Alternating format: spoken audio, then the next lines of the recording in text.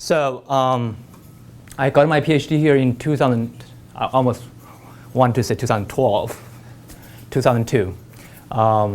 And my work was on modeling and control of hysteresis in smart materials, in particular magnetostrictive materials. And then after that, I did a postdoc. Usually it's not a good idea to stay at the same institution for postdoc, but I felt that experience was actually very useful for me because I got a chance to work also with Reza on some microfabrication stuff, which has proven very, very valuable. And then,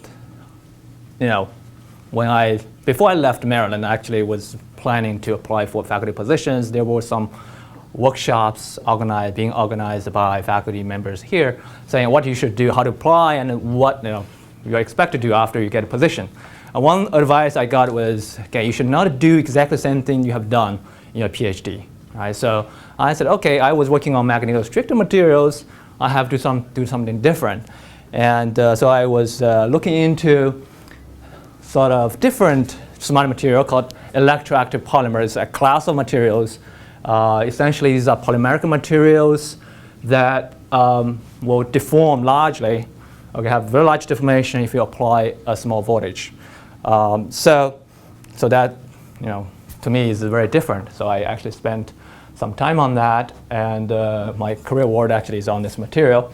So essentially, this is a material you're looking at, 300 micrometer thick, roughly, and in the middle is sort of ion exchange polymer, meaning some ions can actually get in and out of the polymer. And on the surface, there are two layers, not two layers, one here, one here. These are sort of platinum electrodes. And these are fixed negative ions fixed to the backbone of the polymer. And these are hydrated cations, basically positively charged ions. When you apply a voltage and you move the positively charged ions to one side along with water molecules, so that creates swelling effect, and overall you get actuation. So on the right-hand side, I'm showing a video. So that's essentially the material. So why I'm showing this here, because that's related to my talk. One of my favorite questions, one of the favorite questions that I have received is, why did you even, think about making robotic fish? So this is how we got started. I was teaching a smart material. I was experimenting, I guess, at that point. Smart material course when I first got to MSU, and everybody was expected to do a project. And there was one person sitting in the audience. He actually enrolled in the course. He was not a regular student. He was a staff member. His name is Ju Kim, and he was running outreach programs. And I said, "Why are you here?" He said, "I want to learn more so that I can be more competent when I talk to students." I said, "Good. You still have to do a project." He said, "What project can I do?" I said, "Let's try to get something that you can make so that that can be useful for outreach." And then we brainstormed at the end. He's not going to do it, but he said, "I can put together a team of high school students to do it." I said, "That's fine. Let's make a fish actuated by this smart material called IMTMC." So they worked on that for one semester. That's what they came up with. Don't laugh. It's not really fish, but there's some circuitry inside. It's Easter egg, right? But it has this tail here. What was exciting, it actually worked. Eventually, we're going to move into better rules and then let me see. That's how much it moved, okay? So called robotic catapult, that's what I call it. But that sort of started our interest in this area. And of course, we made different versions of these robots propelled by this material. So no motors, very quiet, especially later on when we start to make servo motor-based fish. We appreciate the fact that this one is completely noiseless. So other than actuation stuff, we're also exploring the sensing aspect of this material, because it can also be used as sensor material. And this collaboration was actually a project headed by Derek, and a collaboration with Sean Humbert and Cheryl Coons. Okay, I think this one probably is. My hand was blocking it. No. Oh, I guess because of the TV. All right, that's fine. So in this project, we're actually exploring these sensors as so-called these materials as building structures for artificial lateral line. Many of you have heard about that. Essentially, these are sort of sensory organ for fish that allows them to detect flow conditions or even objects in the water. And here is I think it's a nice video. We have used the material to build a prototype of a sort of robotic prototype with these sensors, and Derek's team has been able to essentially develop estimation algorithms and take that information. In this particular case, we were able to orient this robot toward basically align the robot with the flow direction, which is called real taxis in biology. And there are, of course, many other interesting pieces of work in this project. But that just gives you a flavor what the capability of these materials. So here's the outline of the talk. I'm going to first talk about why we are interested in the gliding robotic fish. I want to just sort of get some terminology right in my head, and maybe you can correct me. Sure. Rheotaxis usually is divided into positive and negative versions. So the Exactly. positive version is one in which you oppose the current Right. coming at you and still remain swimming, possibly staying in place or maybe still able to fight the stream, right? So I guess Derek probably can help me out if I'm wrong. Yeah, positive rheotaxis is yes, basically swimming upstream. So I don't know whether you necessarily stay stationary. Yeah, but that's the sort of alignment towards the upstream direction. Yeah. So. So negative rheotaxis is supposed to be avoidance of the current. So typically in avoidance, do you steer away from the current, or you're not just going downstream? I would think they're going downstream, right, Derek? Yeah. Yeah. I mean, it's not really going across or something. Mm-mm. Avoidance here doesn't mean. I mean, if you want to go downstream, you don't have to do anything. Right? Yeah. Well, isn't that smart? Or I mean, avoidance of. So that's why I'm curious about it. Right. I think it's just going the other direction. Yeah. So we talk about what the title says, gliding robotic fish, and I'm going to focus on. The title says swim or not swim. I will assure you the robot will swim, but we'll emphasize the other aspect. It's called a spiral.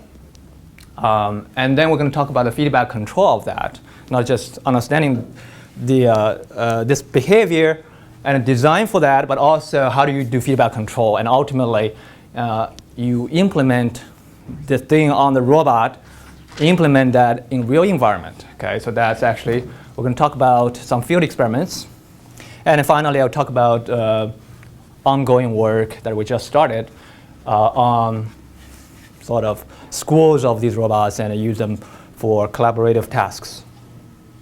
So people have been developing robotic fish for about 20 years, and from MIT and the UK and Washington and many others, Asia. And we have been also working on robotic fish. We sort of focus on environmental engineering, not environmental engineering, environment sensing, because I've felt it's very important to listen to what other people say, because when we first had the first fish, people say, hey, this is very useful. You can use this for example, monitoring the environment, right? And when you hear people saying that over and over, and you take notes, right? So we looked at this issue very seriously, and all these robots are actually equipped with sensors for those applications. And the problem is, for all these robots, you have to constantly actuate them so that they can swim or maneuver. And what that means is, for applications like environmental monitoring, it's not going to last very long. Right? You're looking at a day maximum, for example. So that's the motivation for us to look at this kind of combination of robotic fish and another well-known class of underwater vehicles called underwater gliders or sea gliders. We call it gliding robotic fish. So essentially it's a hybrid, right? And this portion you can think of as a glider, for many of you who are actually familiar with glider. And if you're not, I'm going to actually talk about the mechanism in a minute. But it also has a tail that allows you to swim, just like fish. The name is Grace, gliding robot, ACE. So I guess from now on I should say she, not just it. So it has 3 sets of actuation systems. In this particular case, of course, it has a servo actuator, servo motor to flip the tail or to flap the tail. It has mechanism for changing buoyancy, because that's one of the most important mechanisms to enable gliding. And also it has actuator that allows the robot to pitch, okay, up, down, or up. So essentially it's a movable mass along this longitudinal axis. So first of all, get the swimming out of the way. So this is just to show you the robot is able to swim. Cody is our best swimmer. And so this is a Zigbee antenna. This is a GPS unit that allows the robot to track its location outdoor.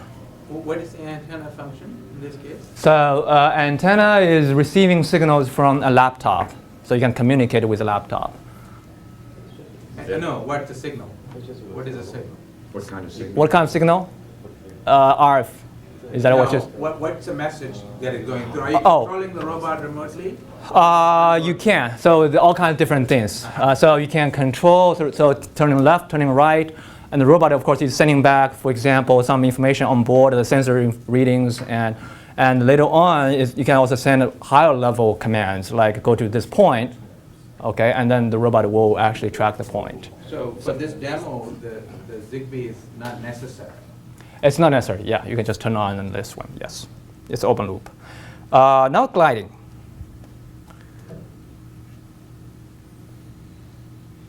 So as I was saying, so first you see this, actually the robot is tipping over because the movable mass inside was pushed forward.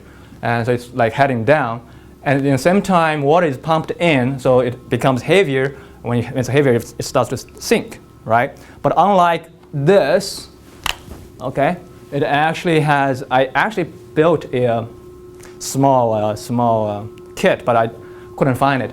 Anyway, so because of the lift, when you drop, you actually have a horizontal component of the force, lift force, and that allows you to move forward. At the bottom, of course, if you want to come up, you do the opposite. You pump out water, you start to float. In the meantime, you basically raise up your head and you go upward. Now, once you are set, there's no energy consumption. Meaning, once you are lighter than water, your head is pitched downward, you're going to just be gliding, right? Because gravity is doing all the work.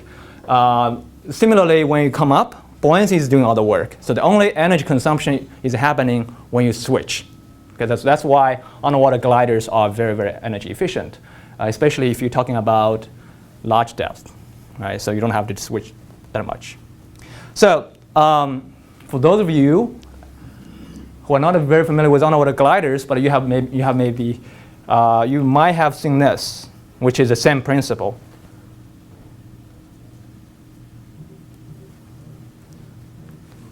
It's a wingsuit. How many of you actually have seen these? I mean, not necessarily in real life. Okay.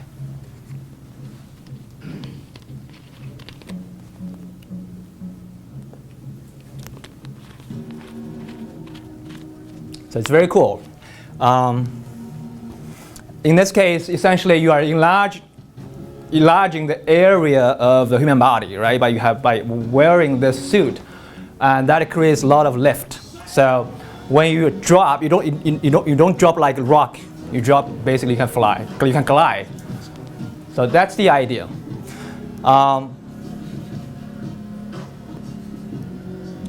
I suppose you guys want to watch the whole video, but I have to move on.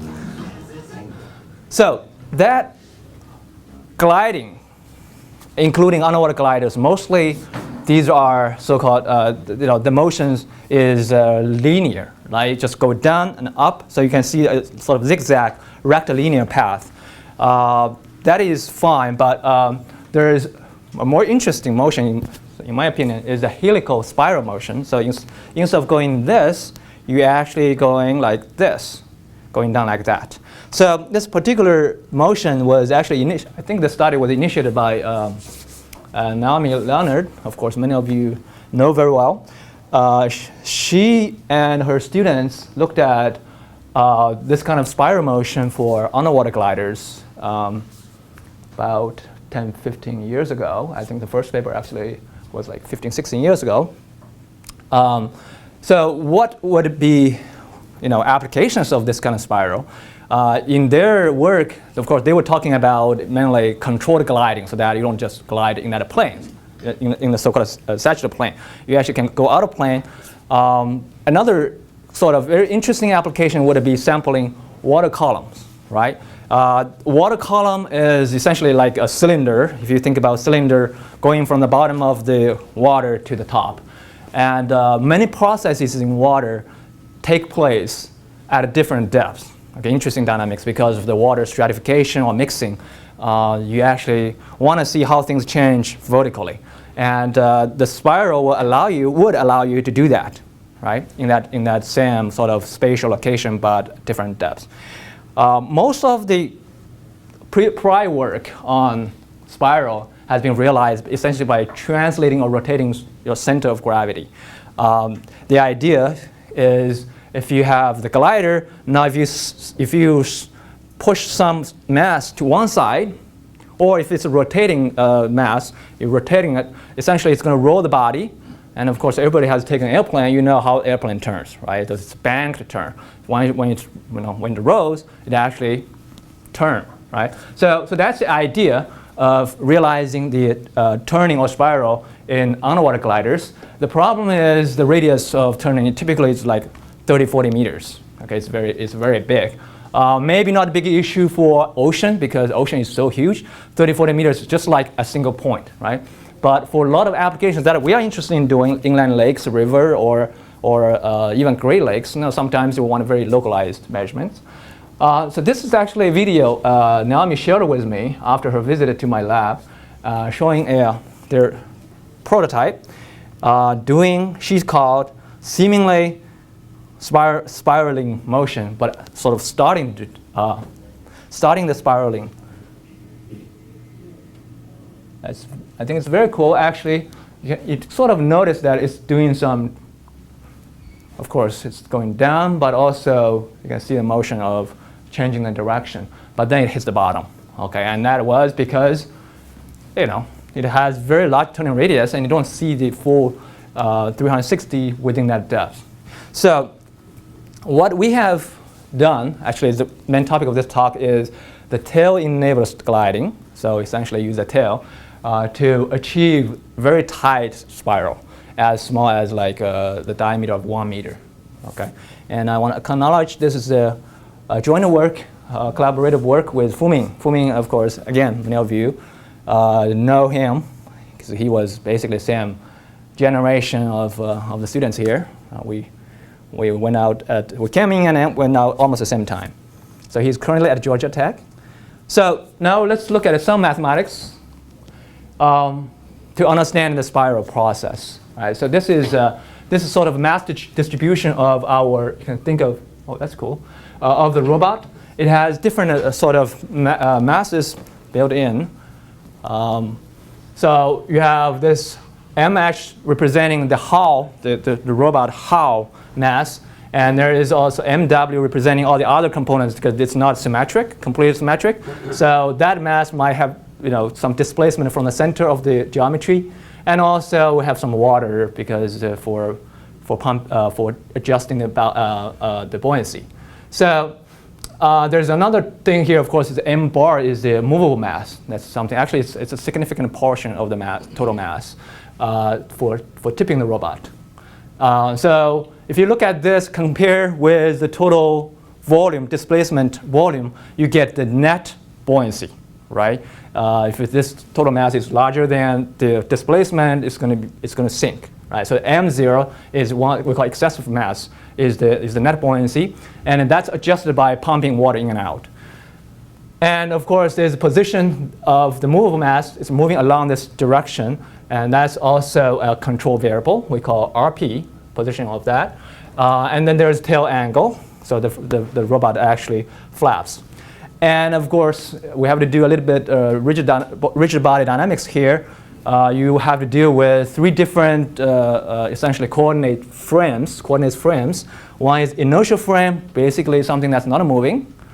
And then there is a body frame, body fixed frame, where XB is essentially the longitudinal axis pointing forward.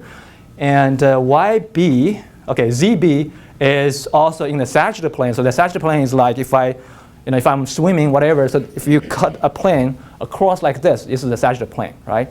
So Z is this perpendicular to X in the sagittal planes pointing downward, and Y, of course, is the other direction. There is also velocity frame. Okay, the XV is what's the direction of the robot, exact direction the robot is traveling, right? So that might be different from XB. Okay, so it's not like you're just heading. Your body could be pushed away sideways, right? So then you also have ZV, which is perpendicular to XV, and in the sagittal plane. So that's how you define ZV. And then you have YV, which is the other component of the coordinates. So it's a little bit confusing if you have never seen it. But then we should also look at what are the state variables in the dynamics. Clearly, you have locations, so where the robot is. That's denoted by BI. I means inertial frame. And also the rotation, because it's a rigid body. So R is a matrix, basically allows you to capture what's your orientation now versus orientation in the original, in this coordinate frame. Okay, so that's a rotation matrix. Typically, this is captured by different Euler angles. And for example, if you have a body like this, okay, this is the nominal sort of configuration. And if you do this, you have a pitch motion. So this is the pitch angle you're making, right? And if you do this, that's a row. So there's a row angle. And if you do this, the yaw angle, right? So these are 3 angles that we're actually going to use quite a bit in this talk. And of course, there will be velocity versions of these location or orientation. This is a linear velocity in a body fixed frame. So velocity is sort of, if you think about at any time, there is a vector there, right, in a space. But you can express that in different frames. So we're expressing it using the body fixed frame. And you also have the rotation 3-component vector for the rotation angular velocity. So this is a sort of standard for underwater glider dynamics. I'm not going to walk you through every symbol here, but we have essentially expanded it or extended it so that we can include the effect of this tail, okay, tail motion. FEXT, TEXT represent essentially the hydrodynamic forces and hydrodynamic moments applied to the robot. And we're going to talk about in the next slide. So again, so what additional forces or moments the robot is subject to? Of course, it has a drag force, basically is opposite to your velocity xv direction, the drag force. And you have this lift force that is essentially opposite to the zv direction, right? And then you have also side force, okay, the other actually going out of the plane. And you have different moment, pitch moment, yaw moment that dictates your rotational dynamics. So these are the expressions. Again, I will not read line by line, but I want to point out these forces would depend on velocity of this robot, the actual velocity of the robot square. And then you have these different angles, alpha and beta. Alpha means angle of attack. Angle of attack is if you have this xv direction and you project a component into xb. Okay, that component And then you have another component in the is in the ZB direction. Okay, and then you take the arctangent of that. Essentially, it's how much that robot is sort of pitched up, but you have to be a little bit mathematically precise there. But that's roughly what it means, right? But also you have the side slip angle beta. It's essentially how the robot is actually moving out of the plane. And so these are the two angles, and these are the angular velocities. So we have a lot of coefficients to figure out. So and I have a question. Sure. Customarily, people would separate form drag from skin friction drag. Yeah. Are they all put together here in one place, or am I seeing something that omits? Everything is form drag because v square. Not because of it's not at that Reynolds number range, so we kind of ignore the friction drag. Yeah. So you have a lot of coefficients to figure out, and actually we did CFD computation to run sort of wind tunnel kind of simulation to figure out these numbers. And then, of course, when we work on the real robots, we run experiments and try to further fine-tune these numbers. So as I said, we want to look at a steady spiral. So what do we do is, okay, let's let the robot dive or whatever, ascend, but instead of with the tail straight, let's fix it at a particular angle so it's deflected. Okay, so that's the idea of how you actually enable the robot to dive. So in that case, what would be the equations that capture that state? Steady state equation is actually very simple. You just set the velocity, linear velocity, angular velocity to be constants, right? Because at a steady spiral in that body fixed frame, actually these components should look constant. Therefore, the dots become 0, 0, and you have 6 equations right here. But what do we want to do next is do some sort of transformation of the states so that you can get something more, I guess, convenient for the manipulation. And one observation, actually, this was done, I believe it was done in his PhD dissertation. He was a student of Naomi.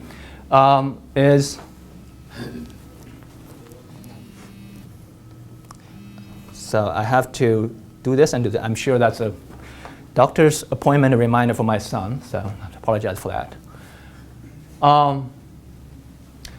So essentially, when you have steady spiral, you have these numbers are constant. Theta is the pitch angle because the robot is doing that, so the pitch is the same. Phi is a rho, so it's rho angle, so the rho angle is not changing either. And this particular quantity, k, is essentially 001. It's a vector. This particular quantity should be a constant, right? So we're using this quantity, and if you take the time derivative, that should be 0 because it's constant. But the important thing is if you do that, it turns out this derivative, time derivative, can be represented as this cross product between the angular velocity in the body fixed frame and this. Okay, and we already know this is a constant. Therefore, this has to be in that direction because cross product is 0, right? So this has to be in the same direction of this. Therefore, you can say at a steady spiral, this guy has to be sort of parameterized by this vector with just a scalar parameter. Okay, so that's what we're going to use actually as one of the parameters that characterize the spiral. So I have a question, an important rigid body question here. In the sense that if you imagine a particle going on a spiral, the particle velocity will be tangential to the spiral curve. Yeah. However, here you have also the rigid body convective velocity, i.e. the translation velocity of the body frame. Does that have to be tangential, or it could have some non-trivial angle which reflects the pitch of the body? I'm not sure. Non-trivial angle relative to the tangent to that spiral. Yeah, I'm not sure I will be able to answer that precisely. So I'm going to take a guess. I think it's going to be tangential. Also to that direction. Of course, I have an expert sitting here. He might be able to correct me if I'm wrong. The idea actually is later on, actually, I'm going to talk about the spiral trajectories, 3D spiral. So if you are given a curve in the 3D dimension, and you say, I wanted this robot to follow that curve and under the constraints of the spiral. you are able to solve that sort of inverse problem. So in that case, you actually get a robot doing spiral. In the meantime, it's following that curve. So I would assume in that case, the question is whether there will be any. So the center of mass of the robot has to follow the, Yeah. to be lying on the spiral, but the direction in which the body longitudinal axis is pointing, could it have a Angle of attack or non-trivial angle? yes. Okay, yeah. What do you think? I mean, it would have something to do with the placement of the center of pressure relative to the center of mass, etc. So, you know? It's okay, we can think about it later. We can chat. So here, of course, one of the things that we want to get at is how the control parameters, like pitch angle and the mass, and other things will affect the spiral. Meaning visually, how do you say, oh, this is a big spiral, smaller spiral, and so on. So we define two parameters. One is the radius of spiral. Basically, if you look from the top, project into the plane, what is the radius? As well as what is the velocity of the descending or ascending, okay? And it turns out these numbers, which we are interested in, are related to other parameters like the linear velocity of the robot, as well as the pitch angle, angle of attack, and this rotation of the spiral. By the way, I forgot to mention this actually also shows this body has to be rotating around the axis that's perpendicular or that's parallel to your gravity. Okay, because this is 0, 0, 1. That implies. So to solve those equations, we first define we did a transformation. Essentially, we can say that 6 equations, you have 6 equations here, but because of some of these calculations, you can equivalently represent your states at a spiral with these numbers. Essentially, your theta, these should be constant numbers. Theta is the pitch angle. You should have constant pitch, constant rho, constant sort of rotation velocity around the vertical axis. You should have constant velocity, constant angle of attack, and a constant side slip angle, right? And then if you do that, you want to solve these, right? Because these actually give you a visual picture of how the spiral is going on. And you're going to get very messy equations, 6 of them. I'm only showing 2 here. And there, of course, you cannot expect to find an analytical solution. Even fixed point iteration algorithm will not work because you don't have contraction mapping here. So we tried Newton's method to solve it. And we created basically tables of these calculations. This is sort of a snapshot of that. In this case, we want to look at, given a set of controls, meaning the net buoyancy, the displacement of your movable mass, and your tail angle, what would it be all these variables? And therefore, what would it be the vertical speed as well as the spiral radius, right? So we fix 2 other variables at a time and then vary 1. Okay, here we vary the buoyancy, here we vary the angle, and so on. So we did a lot of calculation, and then what we found is, number 1, this, of course, the parameters are based on our robot, right? It will result in very small turning radius, less than 1 meter, okay? Because if you look at the diameter, actually radius, okay, everything is under 1 meter, okay, compared to like 40, 50 meters of traditional underwater glider. So it shows the sort of, I call this higher maneuverability, because one weakness of underwater glider is their very low pool maneuverability. Okay, you cannot make quick turns and so on. So this shows that. And also it gives us insight. If you want a small turning radius, you should have large tail angle. You should have sort of bigger displacement so that you tip more. And you should have lower buoyancy, net buoyancy. And also you can have some observations about your vertical velocity. And we have to look at, okay, how reliable the Newton's method is, right? Because we all know that your solution or convergence would depend on the initial conditions. So we did a study of that. Essentially, we say, let's try for a particular configuration, try different initial conditions of the state before you do the iteration. I cannot visualize 6 dimensions all at once. So this is showing, okay, if you start with v, theta, and phi, these are the 3 of those 6 parameters, 3 of 3 other parameters, right? And how whether the algorithm will converge.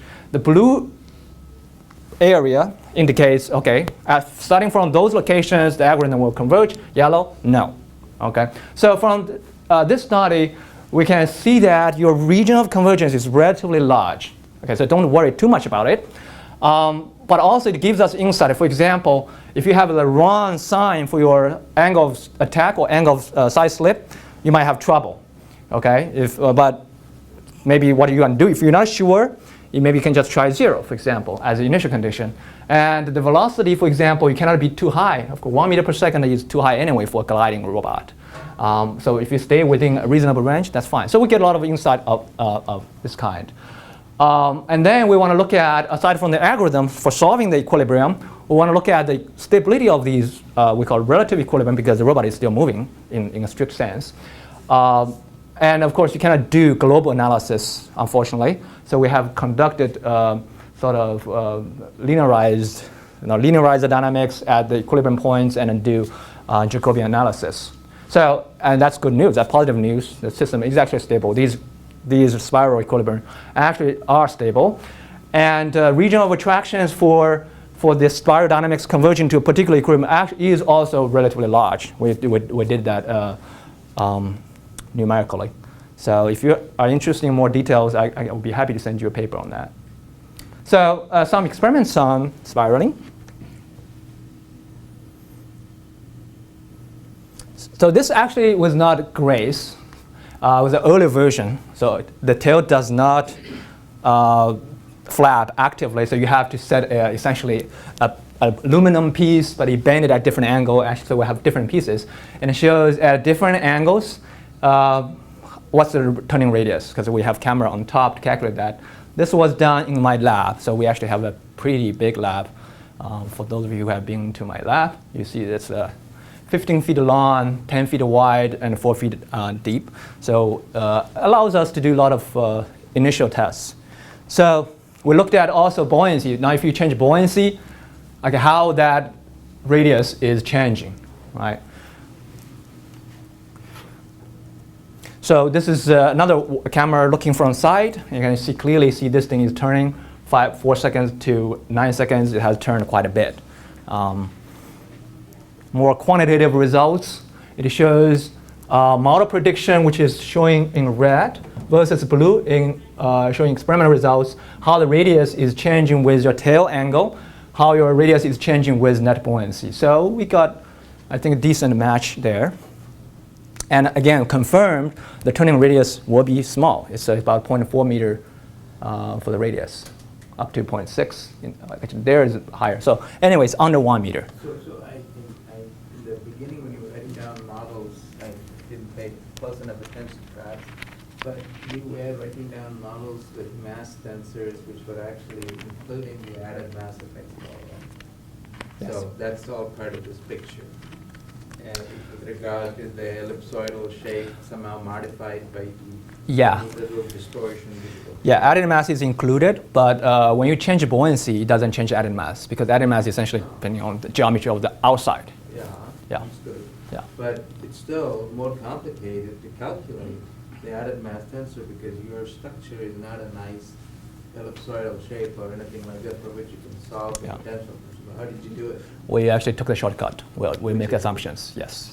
What was it? Ellipsoid. Huh? Ellipsoid. I see. So the tail plate and the other distortions due to the wings are not exactly accounted for. Yeah. Sometimes you have to do shortcut. Understood. In spite of that, you were pretty close. I'm sorry? In spite of that, you were pretty close, apparently. Yes. There is mismatch, due to these reasons, but when you get experimental results like that, we typically accept it. Yeah. But this is, so that was for earlier version. Now this actually was for Grace, was done here at it's called a Neutral Buoyancy Research Facility, and thanks to Derek. Fei Tian was here, and so Grace, she has visited at Maryland, before me. So a very nice facility allows you to actually track the location and orientation trajectory from 12 cameras and then extract the information. And that allows us to actually get true parameters for grays. Now, let me move on to the control. So once we have this, and then one idea, of course, is can you realize control of this robot? We have a trajectory instead of just swimming there, which is more energy demanding. How can you spiral along that trajectory? That way, you are not using too much energy, because even if you have to bend your tail, but this is a servo motor, it's very energy efficient. Once you get there, if you don't move, there's basically very low energy consumption. So that's the idea. Of course, I think we cannot quite do that. However, if you consider a sort of spiral trajectory with varying sort of radius, slowly varying parameters, and then there is a good chance you can do it, right? So the question is loosely formulated as, given a 3D trajectory, smooth, how to design the controller such that your robot can track the curve through spiraling. And the idea is you can decompose the trajectory into curvature. If you have a trajectory in the space, of course you can parameterize that curve with curvature, torsion, and in this case, because you might also want to include information about actually how fast you are traversing the curve. So there's also speed. Okay, you can decompose that time-dependent trajectory into 3 functions in terms of time in the phase array, sort of using the phase array framework. And then now let's assume these things are, as I said, slowly time varying. In the extreme case, they're not time varying, it's constants. Okay, just like constant spiral. How do you track that? Okay, so that's the question.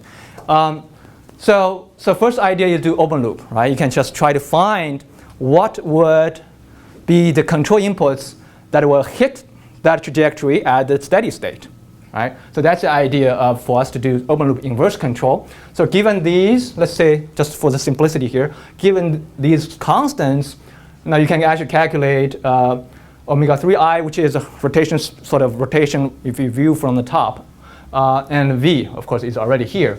Therefore, the 9 variables usually under a steady spiral, because there are 9 variables, if you remember, there are 6 state variables and 3 control inputs.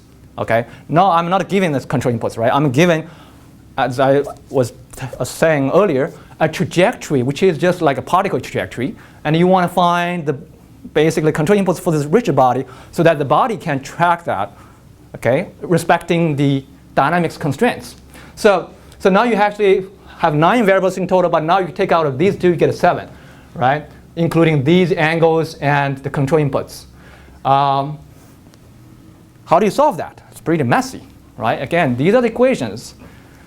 Very messy to solve. So we're not going to solve analytically, but you can solve with Newton's method.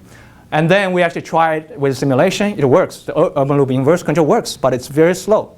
It's about 30 seconds to converge to that state because the dynamics of the glider is not very quick. So to improve bandwidth and robustness, we sort of looked at this 2 degree of freedom control. So that's a very familiar topic for people in the controls area. Essentially, here is we're not talking about 2 degree of freedom actuators or arms. Okay, 2 degree of freedom control means you have the inverse control portion, basically providing the feedback component.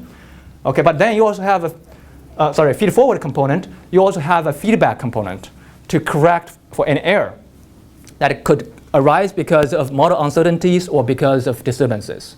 So the inverse portion also tells you what would be the desirable steady state. So we actually use those as our references in the feedback control. Now, I'm not using all of them. Okay, remember there will be 6 variables at a steady state. I'm not using all of them because I cannot really have feedback sensor to measure all of those, right? It's things related to velocity in the 3-dimension. Onboard sensors are typically not very reliable. So we are only looking at the roll angle, pitch angle. Actually, our onboard IMU, the sensor, can provide a relatively accurate measurement. The control inputs, I'm not looking at all 3. I'm only looking at the movable mass displacement and the angle of the tail, because the buoyancy change takes a little bit more time and also it's more energy demanding. So we don't want to really explore that. We could. And then we used edge infinity control design for the feedback portion. Okay, so the system is linearized at the steady state trajectory, around steady state trajectory, and then that allows us to apply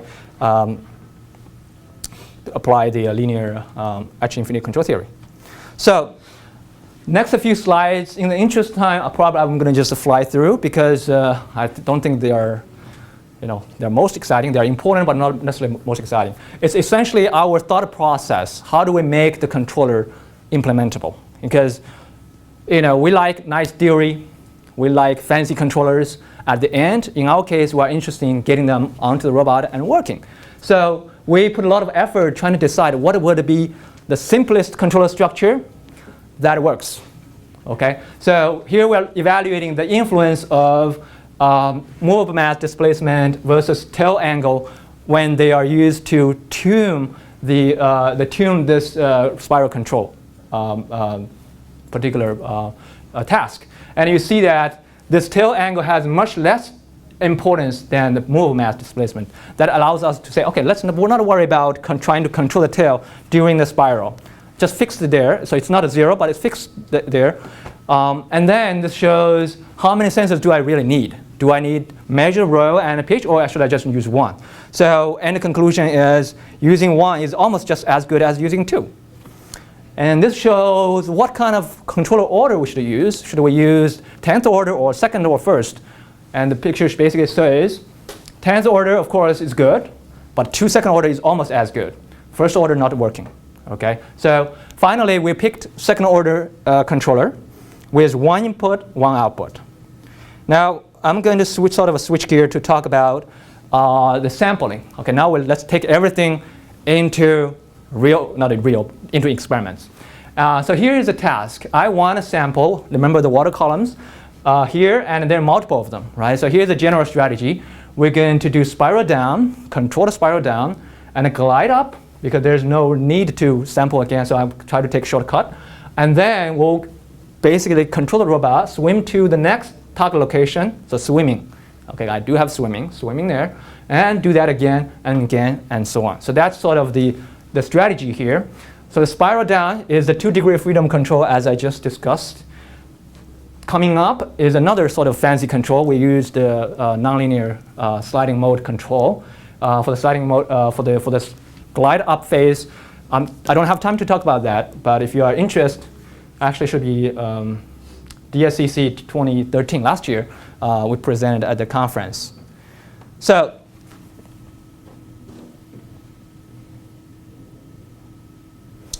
So this is essentially is trying to replicate, not replicate, try first indoor, right? So this is a diving well at almost in Maryland, at MSU. The video is sped up by 4 times so that we don't have spent much time watching a very slowly diving robot. And you see that there is a spiral motion down, and now the robot actually has, did you see that flick of the tail? It is adjusting its pose so that it's heading to the next sampling location, right? So there is a yaw angle particularly specified for that. And in that portion, during that phase, actually, so the sliding motor control essentially just use the tail to control that. So practically speaking, in situations with climbing, there is this angle of attack related, concern about. You don't want to have too steep an angle of attack, right? Because of loss of lift. Stability. A lot of, yeah. With the climb path, Yeah. what are the limits to that? Have you explored that at all? There is a climb you illustrated, which is sort of a certain angle. Yeah. How steep can that angle be in your? We, of course, don't want it too steep. I understand. Because we want a long glide. But if you want to actually measure a fairly close by column, then you would need to do. That would be very, very steep. Yeah, we have not tried that. I have not tried there that. are limits. There should be limits, yeah, because essentially you're talking about, do you just pop up like that, or so yeah, we have not explored that.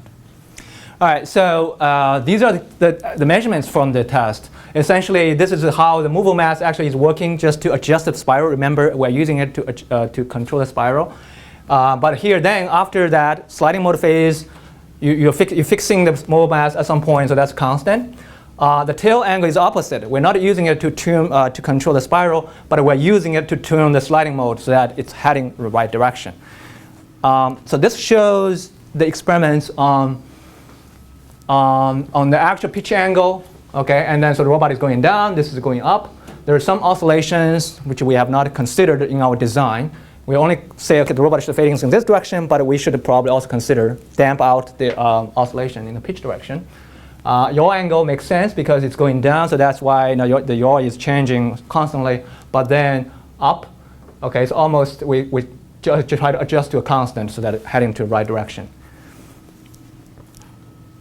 So next we want to take this to the field. And this is addressing a problem called harmful algal blooms. Many of you probably have heard about it. Essentially, these are cyanobacteria. Many of them is called this species microcystis. You see a few micrometers diameter. And these things can release toxins and kill fish. The water will not be safe to drink, and beach will not be safe to swim. So this is a huge problem. And the current practice for measuring that is like this. Okay, you have, if you want to measure water column, you have a device like this, and then you lower it all the way down and then pull it up. Okay, that just gives you one column. So my colleague Lena Lichman, she actually works in this area, so she's an expert on that. And her team will sample summer lakes every week, okay, for many years. But they can only afford to measure at one point, going down up. Okay, they cannot look at the change in the XY direction. They only look at a change in the Z direction. So they basically find a sweet spot and do that. But she told me they knew there would be also changes in dynamics in the horizontal direction, but they just cannot afford to do it. So here is the video of our experiments last month. First, because we need to know what the profile looks like in a lake. So we did some survey, okay, where is the depth? So we measure the depths along some parameter, some area. And then we decided where to sample. And here's showing the actual sampling. Okay, so did you see any? There's no sound. Oh. So the robot is approaching target, and when it's reached, it starts to dive. So you see the tail is up, and then it will disappear in a second. And then afterwards, about 2 minutes, come up and sending the data. So this is the area that we sampled, and you see the data we collect in here, and some pictures.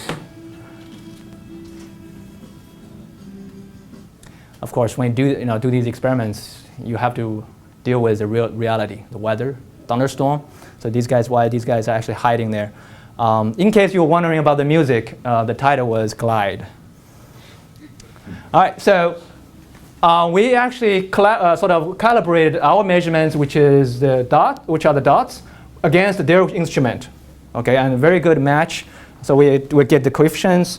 And these are the actuation inputs, outputs, trajectories, just like almost replica of what we have obtained from the pool experiments.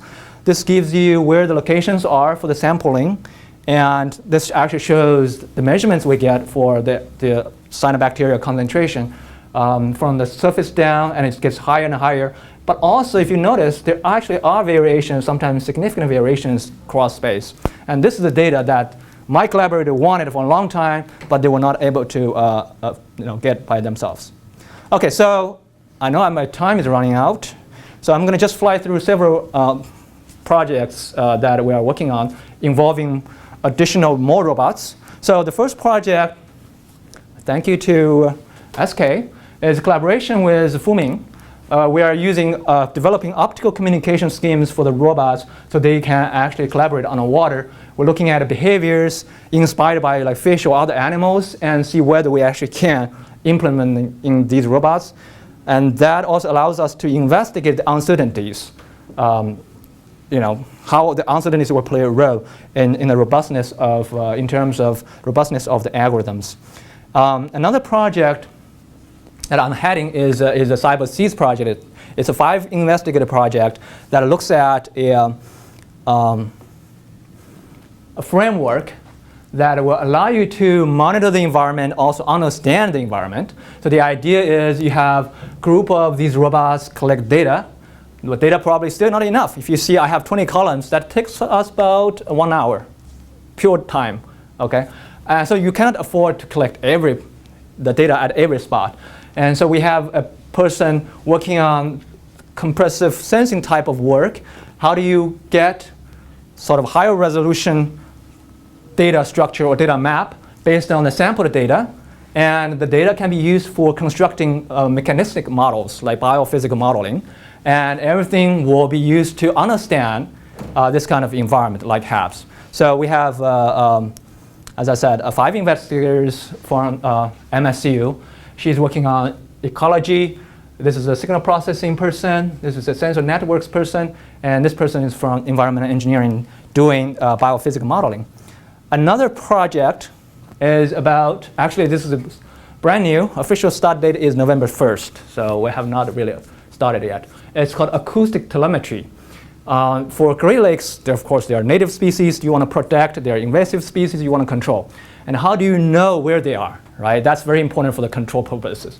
So people have used these acoustic tags, put them in the lake, and then you have receivers at different locations try to see where the fish have been, right?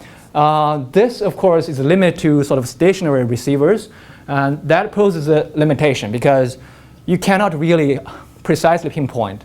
If you hear there's a fish, okay, I know there's a fish somewhere within the basically area of like 500 meters. And that data is not accurate enough sometimes for analysis. So what we have proposed and NSF has funded is we can have these robots forming essentially groups of almost like GPS on the water to track these tagged fish. Collaboration with actually Guoliang was also in the other project, and this is Dr. Kruger is a fish behavior person, and he runs this network, the whole network, Great Lakes Acoustic Telemetry Observation System. He's the director of that. So the interesting question we would like to address is essentially one is everything is related to control here. One is the feedback paradigm. How to use the feedback connection between a biological system and your robotic system to enhance both, in the sense that, of course, you can use the robots to get a better positioning of these fish. Therefore, you have better fish model. And with the fish model, you can actually utilize essentially to enhance your prediction and enhance your planning of a trajectory. So that's one of the ideas that we proposed. With that, we never forgot how our projects were started. That was from outreach. So I'm going to just show a few short, just one clip here. So here we were representing NSF at the US Science and Engineering Festival. So people can watch the fish, but also they could drive the fish. Just in a second.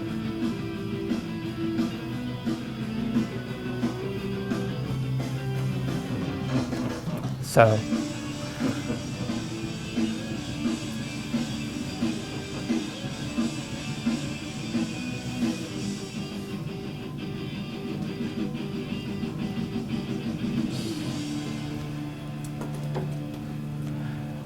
Another outreach effort is actually I'm heading sort of called a research experience for teachers program at MSU.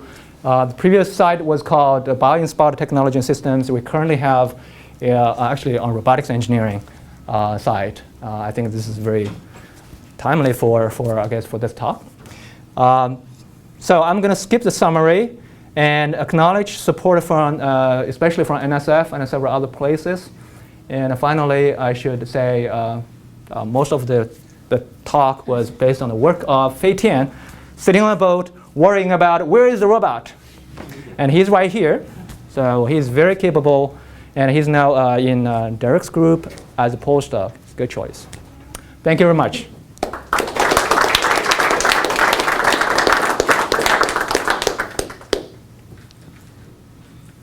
Any questions for our speaker?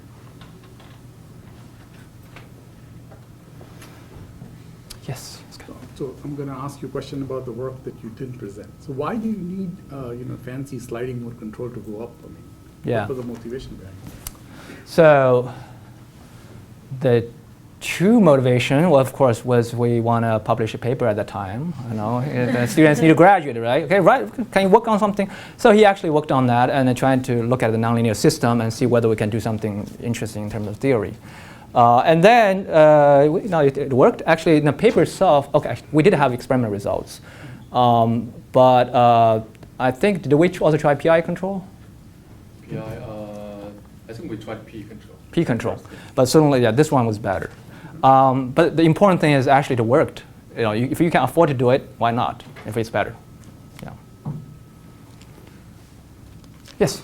I have another question. I might have missed it in your feedback on this spiral thing, but when you're out in the wild, do you do anything to correct for currents? Or are you actually sure you're getting a vertical sample? Or? Yeah, so very good question. No, we don't have ability to do that. So essentially, all we're modulating is the pitch angle of the spiral. If you have a current that actually shifts the robot away from that, we have no means of knowing it at this point. So the column you see is sort of idealized. We are just assuming everything was actually, it didn't move. Very good question. Yeah. So you're saying not only you're not controlling it, but afterwards you don't know really what happened, right? And you don't know if it went straight or not, right? We don't know quite, but you make it some sense. If you want, you can look at a trajectory where it went down and where it came up after the glide up. So that might tell you some information, but that's something that we would have to, while some of my students are working on, how do you sort of localize yourself on the water still? Yeah, but as a first step, we have not considered that. So I have a question. You had mentioned that in your slide about tracking I took it to mean you're tracking, the goal would be to track an arbitrary curve in 3D using a spiraling type motion. Ideally, yes. So far, have you tracked curves in which the spiral parameters are changing slowly, or are they or just constant ones? Yeah. So we have a CDC paper coming up. That's mainly simulation. We looked at slowly varying parameters, and the controllers were doing okay, but you cannot, because the dynamics of the system was not very quick, right? So it's like 30 seconds for the open loop case. Even if closed loop, it's like 10, 15 seconds. So you will not see perfect tracking for time varying signal, or at least not for all of them.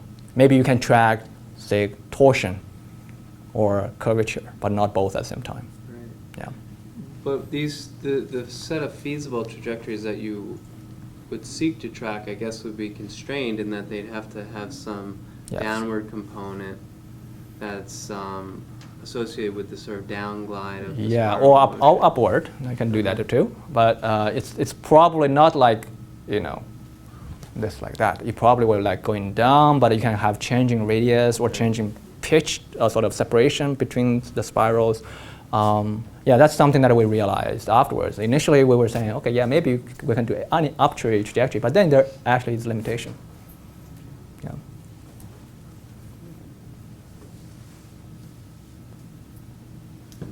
Okay, if there's no more questions, we'll thank our speaker again. Thank you.